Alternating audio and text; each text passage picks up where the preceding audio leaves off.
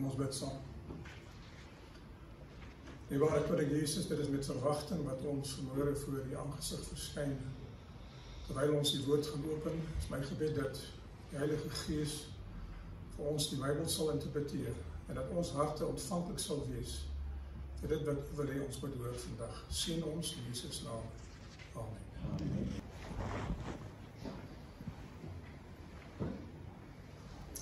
Ek wil vir julle graag voorlees Kolossense hoofstuk 2 en vers 6 in die ou Afrikaanse vertaling. Dit sê, soos julle dan Christus Jesus die Here aangeneem het, wandel so in hom, gewortel en opgebou in hom en bevestig in die geloof, soos julle geleer is, terwyl julle daarin oorvloedig is in danksegging. Ek hou van die taal van die oorspronklike teks. Die Afrikaans sê, soos julle Christus Jesus aangeneem het. Hoe was u gewees die dag toe u die Here ontmoet het?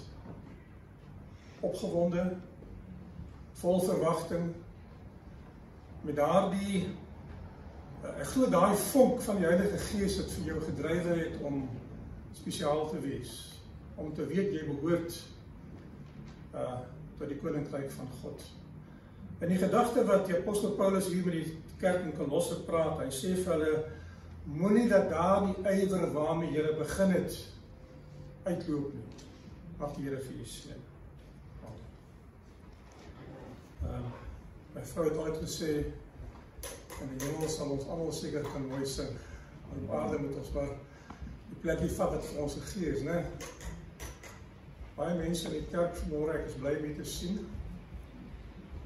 Mag u welkom voel in die huis van die Here. Ek is in Witbank Kerk besig met 'n boodskap.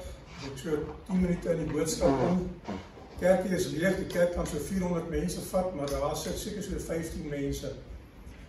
En toe begin daar mense by die deur instroom. Hulle kom in, klomp, en in 'n bestek van 'n paar minute toe maak hulle 5 rye van die kerk in die middel vol. En jy weet, ek is bly. Ek hou daarvan as mense kom die woord van die Here te kom hoor. Hulle het so rukkie stil gesit en ek het gesien van die in die voorste ry so 'n bietjie rondgekyk in die kerk en met mekaar gepraat en toe begin hulle weer opstaan en gaan almal weer uit. Hele lot van hulle. Verlaat hulle die kerk. En ek vraag daarna vir die ouderling aan diens, ek sê, wat was hierdie ding wat nou gebeur het vanoggend in die kerk? Ek sê, nee, hierdie mense was op pad na 'n troue toe. Hulle het verdwaal, hulle het in 'n groep gery. Toe sien hulle 'n kerk wat oop is en daar's karre by die kerk en hulle sê, dit moet die troue wees. En hulle stap toe dan, wie sal nou anders op 'n Saterdag kerk hê, as dit nie 'n troue is nie. En dis nou hoekom hulle daar is en hoekom hulle weg is. Ek het vir myself die vraag gevra aan die 5 minute wat hulle geluister het, wat het hulle gehoor? Wat het ek gesê wat dalk vir hulle die hoop van die lewe kon wees of dalk nie is nie?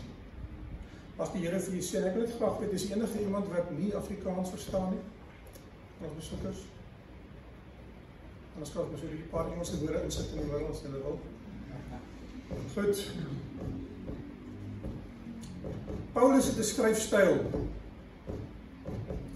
Ek het vir u gelees Kolossense hoofstuk 2. Soos julle dan Christus Jesus die Here aangeneem het, wandel so in hom. Christus Jesus die Here. Paulus draai baie keer hierdie frase om. Kolossense 1 vers 3 sê hy die Here Jesus Christus. Wat is die verskil? Vir hom is dit anderster. Die verlosser, die beloofde een, die Here van jou lewe. Ek wil met u praat oor die reis en veral met ons kandidate wat vanmôre deur die watergraf gaan, soos ons dit noem.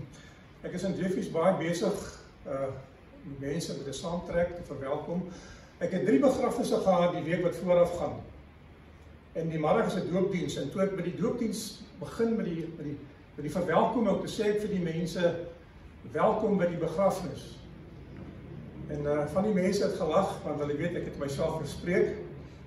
Maar toe dink ek daaroor na, eintlik is dit nie verkeerd nie. Hierdie is 'n begrafnis. Waar ons die ou lewe agter ons lê en waar ons 'n reis begin, soos ons les vanmôre gesê het, waar Abraham 'n reis begin het met die Here wat vir die res van sy lewe aangegaan het. Ek onthou van die Toyota advertensie op 'n stadium, ander mag dit ook gebruik het, wat gesê het, life is a journey. Wat sê die res? Enjoy the ride. Jy weet, ons is baie van ons is haastige mense. Ons wil daar kom. As ons as kinders, my pa is saam see toe gegaan het, as ons die voorreg gehad het eenmal 'n jaar, dan het ons daar die lang rit van Transvaal af gevat, Kaap toe of Natal toe. En ons kon nie wag om by die see te kom nie. Ons wou die see sien, ons wou gaan swem en biljart en dinge doen. En my pa was 'n ou wat baie diep gestudeer het in die Afrikaner kultuur van sy tyd en hy het nie by 'n monument verbygery nie. Dan stop hy terwyl hy toe gaan kyk en sê, "Pa, ons wil nie die goed sien nie. Ons wil see toe gaan." Nou vir die Christen mens wil ek vir julle sê dat ons het 'n doel, ons wil daar kom. Ons wil die ellende van hierdie wêreld agter ons los en vergeet. Maar ek wil vir julle sê, daar is meer in godsdiens as net om daar te kom. Daar is die reis wat plaasvind en die genietinge van die lewe. Die pelgrimstog teenoor 'n eindbestemming wil ek vir julle sê. Dis nie net 'n bestemming nie, is nie 'n rigting nie. Dis 'n proses met hoogtepunte onderweg. In elke stadium kan ons glo die volmaaktheid van die Christelike lewe daar uithaal. In elke stadium volmaak wees. Ek lees vanmôre weer Jesaja 62, wat die profeet Jesaja skryf, en hy sê, ek het wagte op die muur van Sion, dit is Jerusalem, geplaas. En dan sê hy die laaste deel, julle wat die Here herinner aan sy beloftes, moenie swyg nie. Pragtige beeldspraak, die ou tyd het die wagte van die stad Jerusalem op verskillende plekke wagte gehad wat binne roepafstand was van die volgende een. Dan het die eerste wag in die nag sekere tye uitgeroep en gesê vir die eerste, Engels praat van 'n sentry wat daar gestaan het, 'n skildwag, is jy nog op jou plek? Is die muur nog veilig? Is ons as 'n stad veilig? Dan het hy terug geantwoord, alles is reg, daar's niks wat gebeur nie, ek is veilig en die muur is nog veilig. Dan het daar die tweede wag na die derde een geroep en so het hulle hierdie boodskap rondom die muur van Jerusalem gestuur, van wag na wag, tot dit terugkom by die een wat die boodskap gestuur het. Dan weer die hoofwag, die stad is veilig. Maar ek hou van die gedagte wat sê, julle wat die Here herinner aan sy beloftes, moenie swyg nie. Is hier van u wat soos wagte in u gebed, tot die Here roep, op hierdie Christelike reis, en vir die Here sê, Here, daar is sekere dinge wat nog nie gebeur het nie, daar is sekere dinge wat ek graag wil hê vir my lewe. Ek het vir 'n tyd lank gewerk in rehabilitasie met blinde mense en ek moes die wetenskap van ontwikkeling bestudeer. Kinders se ontwikkeling 9 maande, 1 tot 2 jaar, 3 tot 6 jaar. Wanneer dinge begin gebeur wat 'n mens defekte in kinders optel as daar so iets is, oor erflike siektes, kwale en dingetjies. En daar het ek gesien dat in elke stadium van 'n mens se ontwikkeling bereik jy vir daardie ouderdomsgroep volmaaktheid. Jy is nog nie waar jy kan wees as 'n groot mens nie, maar in elke stadium, wanneer jy kruip, wanneer jy begin loop. My vrou het so 'n boek gehad op 'n stadium waar sy opgeteken het wanneer die kinders hulle eerste woorde gesê en wat dit was. En wanneer het hulle opgestaan en geloop. En dit was vir ons mooi in elke stadium met ons het geniet, maar ons wat die kinders groot gehad het. Kyk jy mense kan hulle terugsit waar hulle klein is. Jy weet. Dit het my lank gevat op die lewenspad wat ek agtergekom het as 'n jong mens dat foute, menslike foute is nie sonde nie. Ek het in die predikanshuis groot geword en my pa was nie doodsugtig met die Bybel nie, maar hy het vir ons baie duidelik geleer wat sê die skrif. En ek moet bely dat ek het groot geword as 'n tiener voor ek agtergekom het dat my swakhede is nie sonde noodwendig nie. Ek kan dit oorwin. En dit was vir my oorwinning gewees om dit te weet en daardie vlak te hanteer.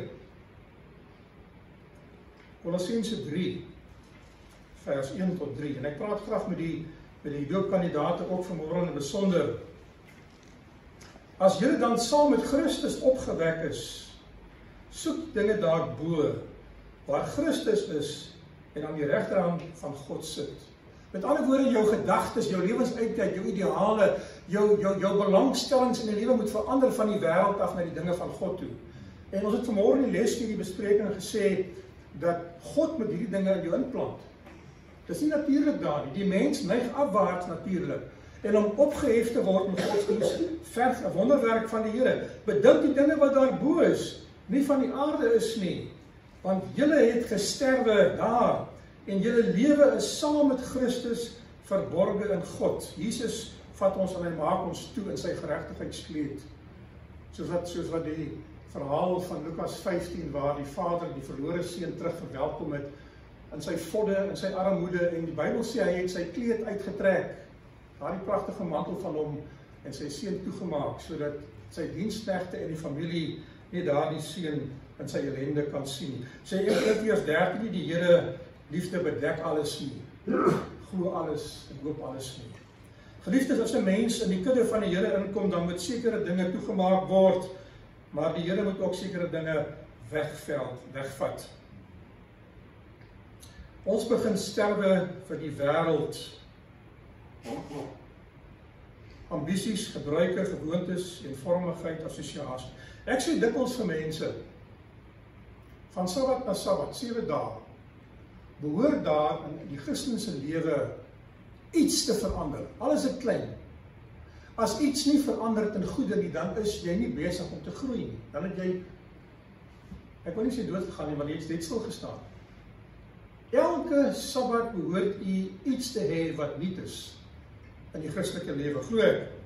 En dis waarna jy moet streef as jy deur die watergraf gaan om te groei in Christus. Ek het in my vorige professie het ek ook nog steeds in die kerk gewerk en dikwels het ek kindertjies gesien wat minderjarig is. Ek het op een stadium, ek onthou 2 gevalle waar ek ouers gaan sien op hulle huis en vir hulle gesê het, ek wil vir julle aanbeveel dat julle 'n mediese praktisyn gaan sien aangaande die ontwikkeling van julle kind, want ek sien daar is 'n ouderdom wat bereik is, maar daar is sekere dinge wat ontbreek, iets is verkeerd. Dis tragies as 'n mens daai plek bereik, wat jy agterkom, jy groei nie. Jong mens ambisies, tyd van verhoudinge. Wanneer ons begin agterkom as jong seuns, daar's meisies in die wêreld, jy weet, in die begin het ons hulle nie gesien nie, ons het nie geweet van hulle, dit was lastig, en in die pad gewees half, maar dan begin jy agterkom, maar joh, dis iets anders ter daai. En natuurlik anders te om. Die tyd waarin ons moes keuse maak, hoeveel keer op skole die onderwysers nie vir ons gevra, wat gaan jy word nie? Ek onthou in standaard 9, die professor Chris Jacobs, wat so 6 jaar terug die hoof van die sielkunde en beroeps departement van Pretoria Universiteit was. Ek het met hom saamgewerk. Hy was my voorligte onderwyser op skool gewees. Hy vra vir die kinders, wat wil julle word? Dan maar gaan jy so in die klas af, wat wil jy wees? En een sê, ek wil 'n baarman wees. En toe gee my pak slaap, en sê, dis nie ambisie daai nie. Kryf jou iets beter van dat te droom, jy weet, hy sê dit 'n grap gemaak, maar dit sit in my kop vas. Tyd waarin ons besluit, gaan ek 'n werk kies, en kies ek my werk met die dinge van God in gedagte. So my keuses word beïnvloed, vorentoe as ek vir Jesus kies. Tyd van liggaamlike en persoonlikheidsondervindinge, ervarings, veranderinge. Ons beweeg van kind na volwassene. In die Christelike lewe sê die Bybel, daar's eers die halm, dan is daar die aar, dan is daar die volle koring in die aar. Met ander woorde, 'n plantjie het 'n saad, die saadjie ontkiem, die saadjie word 'n plant. Die plant kry bloeisels en vruggies. Die vruggies word ryp. En nou het daardie plant deur sy metamorfose gegaan waar hy die einddoel bereik het om vrug te gee wat kosbaar is. As Christen gaan u deur daardie stadiums beweeg, en ek wil vir u waarsku dat mense wat lank op die pad was, gaan probeer om vrugte by u te kry, terwyl dit nog nie die tyd van die vrugte is nie. As jy nog in die saadstadium is. of in die plantstadium, of in die rypwordstadium van die plant self, voor die bloeiseltjies kom, en u moet daardie stappe, geliefdes, erken, en nie mense probeer vroeg vorentoe stoot, na die plek toe waar hulle nog nie moet wees nie. Laat, hoe Dira vanmorgen gesê, laat die Heilige Gees ons lei, laat ons vorentoe beweeg teen die pas van God. Ek het my laaste pak slaag gekry toe ek 19 jaar oud was. En ek sal dit nooit vergeet. My pa het vir my gesê, hy sê vir my, ek sal jou nooit weer hier naslaan. Hy sê, maar die lewe sal vir jou pak gee. En ek het gedink, wat sê hy vir my? Ek wil vir jy sê, die pak slaag wat die lewe jou gee, as jy die groot mens geword is, meer as die pak slaag wat jy as kind gekry het. Die lewe is van hart. En hy maak diep seer. En ons moet vir daardie dinge reg wees. Die christelike lewenspad is 'n pad van ondersoek, van foute, waarvan groei. Dit maak nie saak hoeveel keer 'n mens val nie, het iemand gesê, maar dit maak saak hoeveel keer jy opstaan. En dit is, kan ek vir jy sê, my lewensverhaal. As ek moet dink hoe baie het ek geval en hoe baie moet ek opstaan. En dit is, in die Bybel sê, as jy moet roem in iets vir God.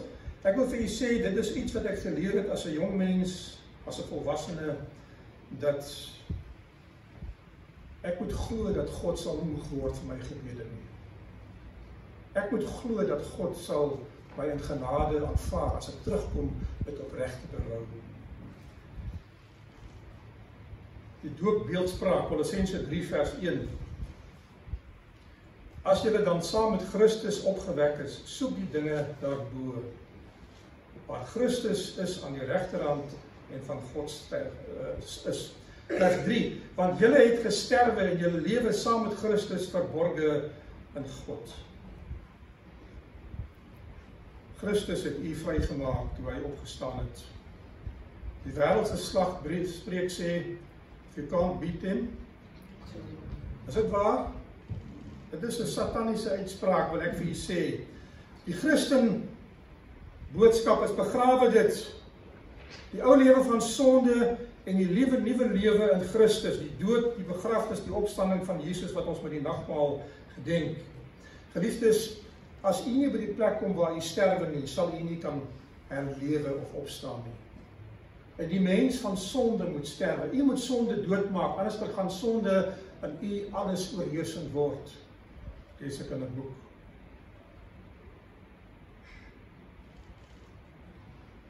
Ek het kort nadat ek matriek gedoen het, weermag toe gegaan, en toe ek klaar is met die weermag, 2 jaar diensplig, toe ontmoet ek vir Annelie, my vrou, en ons het die pad geloop, wat jong mense loop, verlief gewees, wil alles saam doen. Ek onthou die eerste vakansie, het my ouers soos gewoonlik op reis gegaan, en ek het gesê, ek wil by die huis bly. Hoekom wil ek by die huis bly? Ek wil nie gaan vakansie hou as sy by die huis sit nie. En op daai stadium was saam gaan nie 'n opsie gewees vir my ouers nie.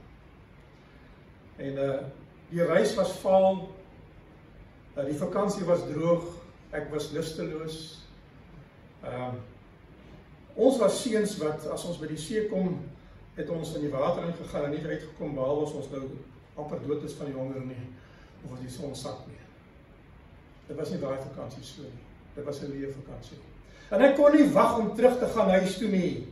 Geliefdes, die pad na die hemel toe is 'n reis wat die Here vir u mense gegee het wat daardie pad saam met u wandel, en u moet daardie pad saam met hulle geniet. U moet sterwe vir die dinge van die wêreld.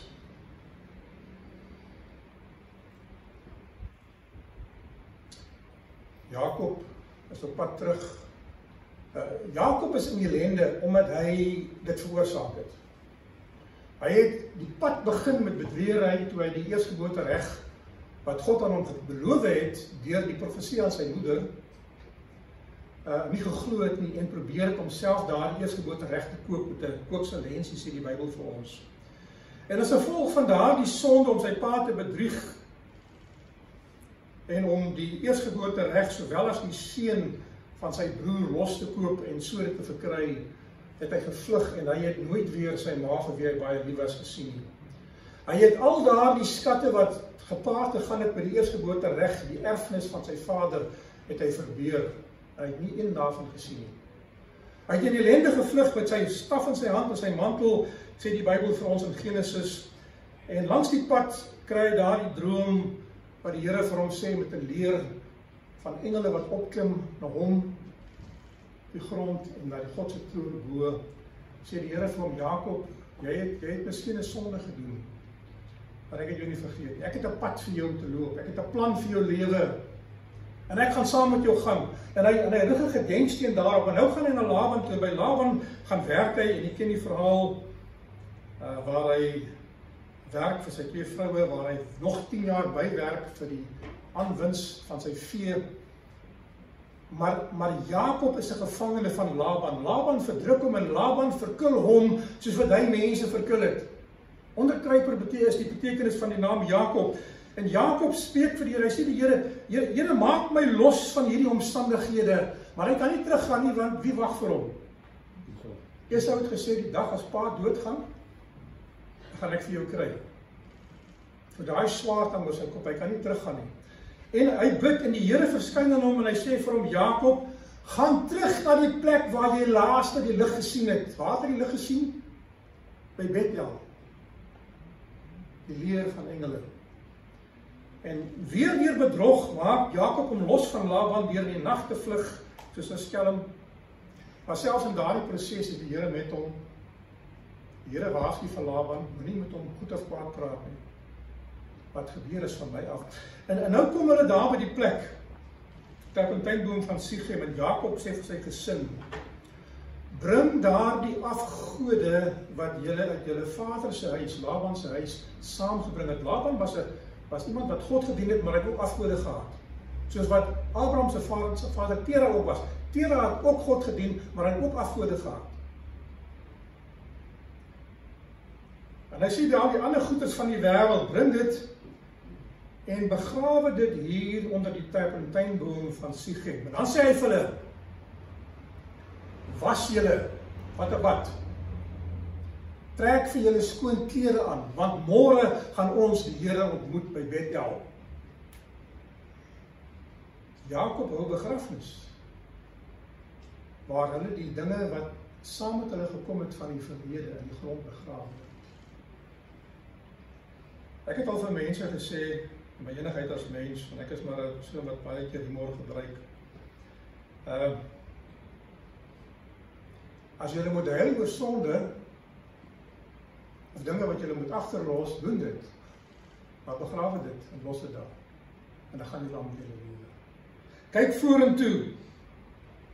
Ek is op Jyllandsfontein, ek is besig met 'n spysenierskursus, my weermagtyd.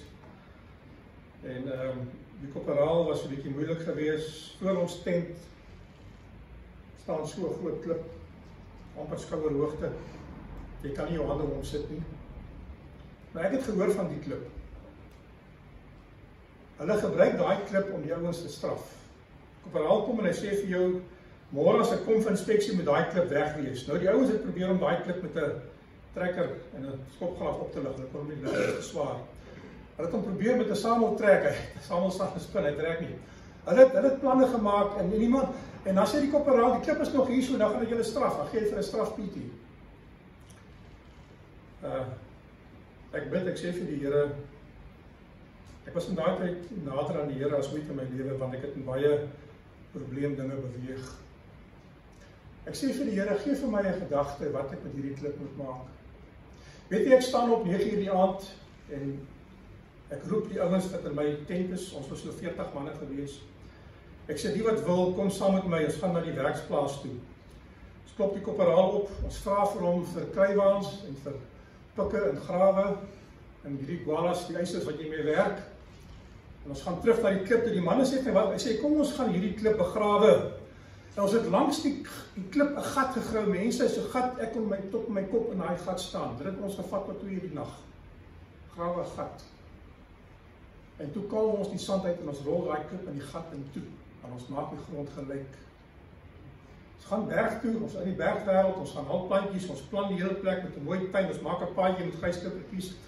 En 5:00 die môre is ons klaar. Poot uit die hele nag gewerk, maar 7:00 die oggend of 6:30, half 7 toe staan ons weer inspeksie.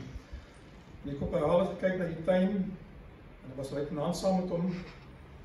En hy staan by my, want ek was die leier van die tent. Hy sê vir my, hoe het jy die klip weggekry? Nou ons het vir mekaar gesê, ons gaan nie vir hom sê nie. Net om snaaks te wees. Ons het hom nooit vertel nie. Tot vandag te weet hy nie waar die klip is nie. Waar is die klip? Geliefdes, as u sonde is as 'n berg voor u lê, moet dit nie probeer wegvat nie. Wat moet jy doen? Waar moet jy dit begrawe? Daar's 'n gat gemaak vir u. Klaar, met water. Maar die Here sê, kom dat ons hierdie dinge maak. Jesaja 1 vers 18, kom nou, laat ons die saak uitmaak, sê die Bybel, al was julle sonde soos wat? Soos skarlaken en soos wol. Hy gebruik twee beeldsprake. Dit sal wit word soos sneeu en soos wol, jy weet. Geliefdes, die begrafnis van sonde van die verlede. 'n wedergebore mens wat eers die saad moet ontkiem en die Heilige Gees daardie begeerte na God moet opwek, en dan word jy 'n nuwe mens. U word 'n nuwe mens die oomblik wat u die Here aanvaar as die persoonlike saligmaker. U word nie 'n nuwe mens wanneer u by die einde van die pad kom. Toe Israel uit Egipte verlos was, het die Here nie vir hulle gesê, luister, julle moet my wette begin onderhou, en as julle gehoorsaam is en alles gedoen het, dan sal ek julle verlos nie. Hy sê vir eenvoudig, gaan in daardie huisie in, verf die kusyne van die deure met die bloed van die lammetjie, gaan in en maak die deur toe en bly daar binnekant tot die engel van die verderf wat die oordeel oor Egipte gaan bring, verbygetrek het. Dis wat die woord Paasouer beteken. Hy trek oor julle, want julle huise is geverf met die bloed. En hy verlos hulle. 2,5 maande na die uittog uit Egipte uit, kom hulle by Sinai, en die Here sê, nou gaan ek my wet aan julle voorstel. En die Here gee vir hulle die wet. Die verlossing, of die uittog uit Egipte is die simbool van verlossing, wat God vir jou doen, wat jy vir jouself nie kan doen nie. Die pad van Egipte na Kanaan toe, is die proses waar die Here vir hulle geleer het. Die Here sê vir hulle deur Moses, hy sê, luister, 6 dae gaan daar manna val, en die 7de dag gaan daar nie manna meer. Hy leer hulle van die Sabbat, hy leer hulle van die ander wette, en soos wat hulle aangaan, leer hulle om God te dien. Geliefdes, hierdie is die begin van u wedergeboorte in die lewe met Christus saam. En die res van die pad gaan u neem om vir Jesus te leer ken, om die dinge reg te doen. Maar die probleem sê vir ons, dat om te begin met die Christelike lewe, is vir sommige mense die moeilike pad, om die besluit te maak, om die rug op die wêreld te keer, om vriende wat dalk vir jou van die pad kan afvat, te versaak. Toe ek en my vrou getroud is, het ons besluit dat ons het baie vriende wat aan weerskante van ons vriende was, dat ons gaan vriende wees met die mense wat albei ons vriende is. Ek gaan nie my vriende en jy jou vriende nie. Ons gaan die pad saamloop. Om te volhard om die pad wat jy begin het, is nog 'n tweede probleem, en 'n derde probleem is om die eindbestemming te bereik en te kwalifiseer volgens die reëls. Lukas 13 vers 24, die Bybel sê, hoe is die pad na ewige lewe lei, die poort? Is hy wyd? Hy is smal, hy is nou. Hy sê, min sal dit vind, en nog minder sal ingaan. Geliefdes, u moet soek na die pad wat na die ewige lewe lei. Maar God sal u soontoe lei, dis waar hy vandag is. Ek het 'n opleiding gedoen met blinde mense, ek het instrukteurs opgelei. Ons werk in die veld, ons kom by die veldhekke. Hulle weet wat veldhekke vir diere is. Die paaie wat toegangspaaie is, het pale of eisters oor die pad, wat sporte is. Nou die beeste kan nie daarin loop nie, behalwe as hulle skrik en hardloop hulle oor, maar hulle is bang vir daai gate tussenin. So dit keer hulle, jy hoef nie hek daar te sit nie. Maar dit is moeilik vir hulle. Dan kom jy by die veld, by die grensdrade, het hulle 'n paal geplant, en dan het hulle 'n V-vormige 2 pale geplant, wat jy so moet inloop, en dan moet jy draai en uitgaan. Dit is 'n dierehek. Nou mense kan daar deurstap, diere kan nie, 'n bees kan nie instap en draai nie, hy's te groot. Nou wat ek vir julle wil sê met die eenvoudige beeldspraak is, dat die poort van die hemel is nou. Dit is te nou, dis die verhaal. Een van die manne wat saam met my opleiding gedoen het en navorsing gedoen het 'n rugsak gedra. Ons het ons kos en ons rantsoen vir die dag saam met ons gedra in die veld. Nou kom ons by, hy was geblinddoek, ek het hom gelei en opgelei. Nou sê ek vir hom, gaan deur hierdie hek, beskryf hom die hek. Nou gaan hy in. Maar met hierdie pakkerasie op sy rug kan hy by daai omdraaiing verbygaan nie. Hy moes naderhand sy pakkerasie aftel, oor die draad sit en toe deurgaan. Nou wat sê ek vir u? As jy by die poort van die hemel kom, of die poort van die ewige lewe, gaan die dinge van die wêreld vir u dalk te groot wees om saam te vat. U sal dit moet afhaal en waarskynlik agterlos. Baie gaan dit nie wil doen nie. Ek kom by die Botswana grens,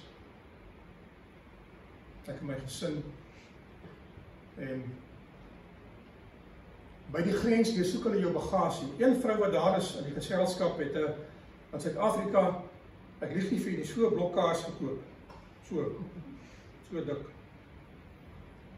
om saam te vat, want dinge was duur in Namibië. Toe sê hulle vir haar, luister, hierdie is die tyd van die varkgriep, is die tyd wat bederfbare produkte nie kan ingaan nie, jy gaan die kaas hier eet, of jy gaan dit los. Sy het met daai kaas geloop en sulke skywe gesny en vir almal uitgedeel. Wil jy kaas hê? Wil jy kaas hê? Want ek kan dit nie saamvat nie. Dit is te duur om weg te gooi en te mors. By beeldspraak is dit. Daar is mense wat in die wêreld loop en kaas eet, voor hulle oor die grens gaan, want dit het hulle gekos iets aan materiële dinge. Geliefdes, daar gaan 'n tyd kom wat u die dinge van hierdie wêreld sal moet los, of u gaan agterbly. Want die Bybel sê, terwyl die bruidegom getalm het, en die mense se lampies laag begin brand het, Matteus 25, het hulle agtergebly, die wat nie reg pas nie. En die Here mag dalk nie vir ons wag nie. God roep ons, hy sê, kom soos jy is. Kom nou, moenie versuim nie, maar moenie bly soos jy is nie. Ek gaan jou langs die pad verander. 'n Meisie sê vir my eendag, ek sal kom wanneer ek gereed is, wanneer ek die dinge van die wêreld finaal gelos het. Dan sal ek gedoop word. Ek gaan sê vir haar, jy gaan nooit gedoop word. Sy sê, hoekom? Ek sê, jy gaan nooit die dinge van die wêreld los nie. Kom soos jy is, laat God jou vry maak. En hy sal jou verander op die pad, soos wat jy vorentoe gaan. Geliefdes, heiligmaking is daardie produk waar God ons voorberei vir die geskiktheid van die hemel. Ek hou van 'n stelling in 'n boek wat ek gelees het wat sê, verlossing is ons aanspraak op die hemel. En ons gaan in op grond van Jesus se meriete, nie op ons meriete nie. Maar heiligmaking is ons geskiktheid van die hemel. Sal ons daar kom en aanpas? Sal ons daar wil wees? Die meeste mense wat begin het, verloor spoed, soos wat hulle na die einde toe gaan. Hulle draai om. Paulus sê, Demas het my verlaat, want hy die teenswoordige wêreld lief gekry. Ek lees agterna, dat Demas het teruggekom. Mense wat afdwaal en vertoef by die ou dinge van die lewe. Josef word deur sy broers verkoop. Josef word weggevoer na Egipte, saam met die Ismaeliete. Ek ken die verhaal.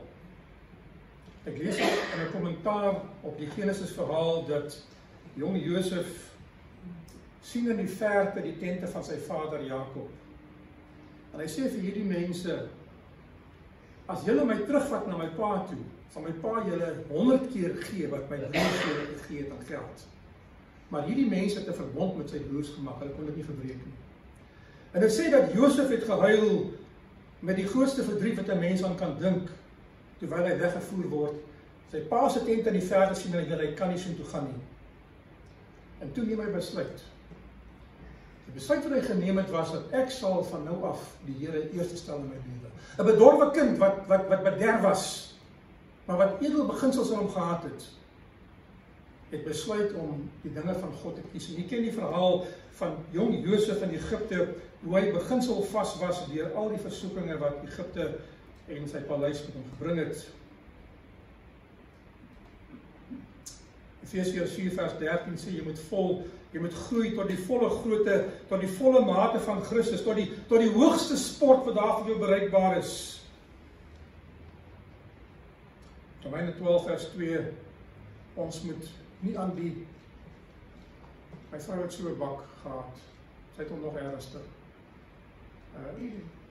Hy sal ons te bo uit sulke vormpies, want hy so jakseltjie onder. Nou sy maak jelly aan met wortelslaai of met avokado slaai of wat ook al sy daar aan sit. Gooi hy daar as 'n vloeistof en dan sit in die yskas. Wat gebeur met daai bak? Hy sit. Dan as die ete kom, dan draai sy daai bak om en sy trek daai dekseltjie af, dan poep, dan val daai bak so staan op die bord. Sit, gestyf, jy weet. Paulus sê Romeine 12:2 word nie aan hierdie wêreld gelykvormig. Moenie te lank in die gietvorm van die wêreld wees nie, anders dan gaan jy word soos die wêreld lyk. Geliefdes, u moet nie aan die wêreld vashou nie. U moet u gemoed laat vernuwe deur God. Kolossense 1 vers 15 vers 1 Korintiërs 15 vers 51 sê dieselfde. Volhard tot die einde toe. Paulus gebruik daardie beeldspraak en hy sê daar is wedlope in die tyd van die Helene gewees, die Grieke. Hy sê almal hardloop, maar net een keer die prys. Nou in die Christelike lewe is dit nie so nie. As u hardloop en u bly volgens die reëls hardloop en u bereik die eindbestemming, as jy die eindbestemming nie bereik nie, dan kan jy die prys nie kry nie. Dan kan jy 'n prys kry. Hy skryf vir ons in 2 Timoteus 4 vers 6 en 7. Ek het die goeie stryd gestry, ek het die wedloop volëindig, ek het die geloof behou. Verder is my weggelê die kroon van die lewe, nie net vir my nie, maar vir elkeen wat sy verskyning liefgehad het. Geliefdes, u is in 'n resies. U hardloop om die prys te gaan haal en Openbaring sê daardie prys is die kroon, nie die kroon van goud nie. Ja, u word 'n goue kroon beloof, maar daar is 'n oorwinnaarskroon, 'n laurierkrans, 'n Olimpiese kroon. En dan sê Johannes in Openbaring, moenie dat enige iemand jou kroon van jou wegsteel nie. En vat nie. Mense gaan die kroon ook nie vat. Mense gaan nie van die pad af wil vat, weg van die Here af. Geliefdes, u moet volhard tot die einde toe. 2 Timoteus 2 vers 5 sê dieselfde. Die atleet hardloop volgens die reëls. U moet by die reëls bly. U moet nie daar kom, as jy eerste is, dan sê hulle vir jou, luister, jy's gediskwalifiseer nie, want jy het 'n kort pad gevat nie. Elke dag, elke stadium moet jy gereed wees. Jy moet 'n verbondsverhouding met die Here maak. Mense moenie gedoop word as hulle nie Jesus as hulle persoonlike saligmaker aanvaar het nie. Amen. Mense moenie gedoop word as hulle nog aan die wêreld en aan openbare sondes vashou nie. Ons moet dit los, aan Jesus oorgee. Mense moenie gedoop word as hulle nie gesterf het vir die wêreld en wêreldse ambisies nie. Die doop is 'n begrafnis van die ou lewe en die nuwe mens word gebore, wedergebore moet ek sê, en hy word groot.